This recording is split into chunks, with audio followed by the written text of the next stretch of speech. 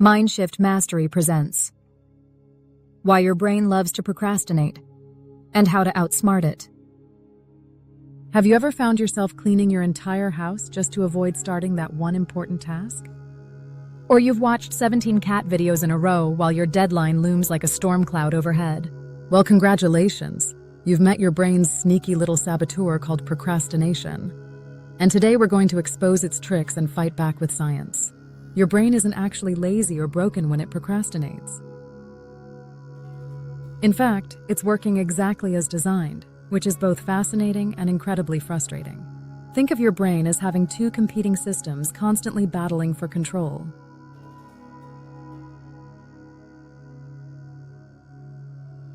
There's the rational, goal-oriented part that knows you should be working on that presentation. And then there's the emotional, instant gratification-seeking part that whispers sweet lies about how you'll definitely feel more motivated tomorrow. The emotional brain almost always wins this battle, and here's why. When you think about doing something difficult or stressful, your brain literally perceives it as a threat. The same neural pathways that would fire if you encountered a tiger in the wild start lighting up when you open that blank document. Your brain floods your system with stress hormones and essentially screams, "Run away from this danger," which in modern times translates to checking social media or reorganizing your sock drawer. But here's where it gets really interesting. Procrastination isn't actually about poor time management or laziness. It's all about emotion regulation. When faced with a task that triggers negative emotions like anxiety, boredom, or fear of failure, your brain seeks immediate relief through activities that feel good right now. That's why you can spend hours doing things you enjoy while completely avoiding a 5-minute task you dread. Procrastination is essentially giving your present self a gift at the expense of your future self. Scientists have discovered that chronic procrastinators actually have different brain structures than non-procrastinators. Their amygdala, the brain's alarm system, tends to be larger and more active, making them more sensitive to potential threats and discomfort.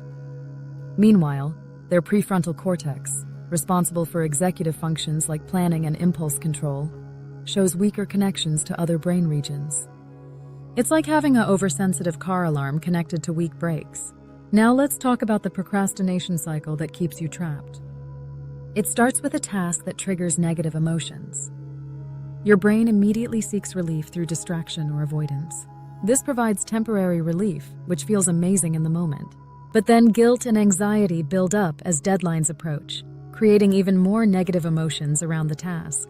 Eventually, panic kicks in and you rush through the work, often producing lower quality results. The cycle completes when you promise yourself you'll never procrastinate again, setting yourself up for disappointment when you inevitably do. Understanding this cycle is the first step to breaking free, because now you can recognize when you're in it and interrupt the pattern.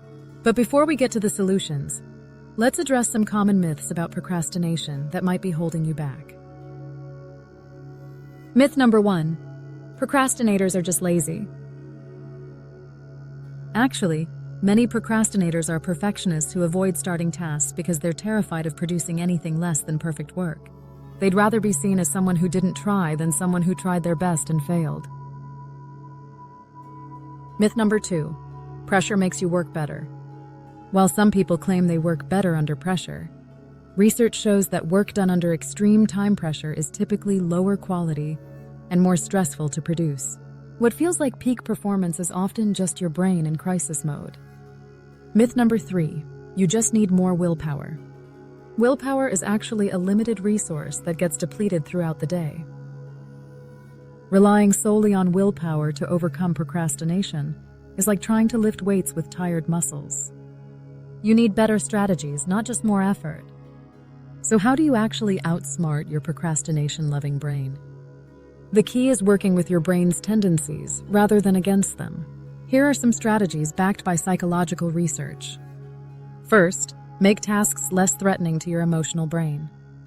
Break large projects into ridiculously small steps. Instead of write entire report, your task becomes open document and type one sentence. This tricks your brain into thinking the task isn't dangerous because it's so manageable.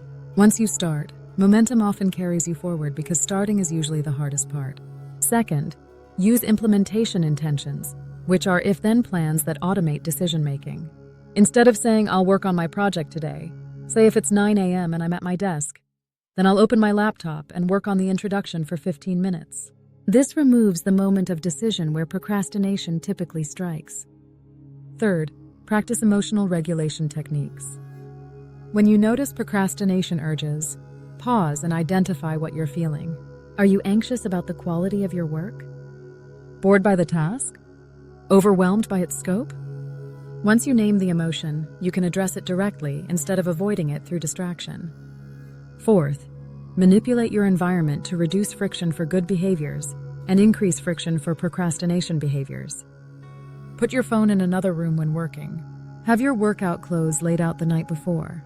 Make the right choice. The easy choice and the wrong choice require more effort. Fifth, use temptation bundling by pairing tasks you need to do with activities you enjoy.